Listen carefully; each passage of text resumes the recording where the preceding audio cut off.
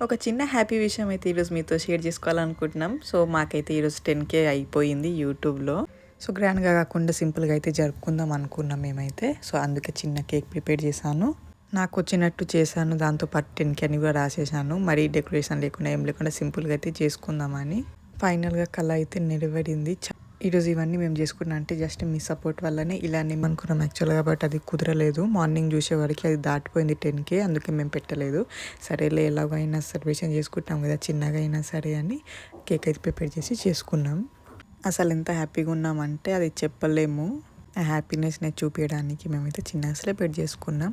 So, నేను ఎందుకు చేశాను కేక్ అంటే ఇంట్లో బయట ఎందుకు కల్తీ ఉంటది కదా, ప్రతిసారి అలానే తింటాం కదా, ఇంకోసారి కూడా మనం కొంచెం మంచిగా చేసుకొని ఇంట్లో తిందాం. స్క్రీన్‌షాట్ అయితే పెడతాను చూడండి మీరు.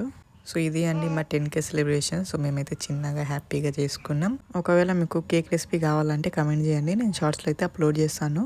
మమ్మల్ని సపోర్ట్ చేసిన వాళ్ళందరికీ థ్యాంక్ యూ సో మచ్. మీ వల్లనే మాకు 10,000 ఫ్యామిలీ అయితే కంప్లీట్ అయిపోయింది. Thank you guys.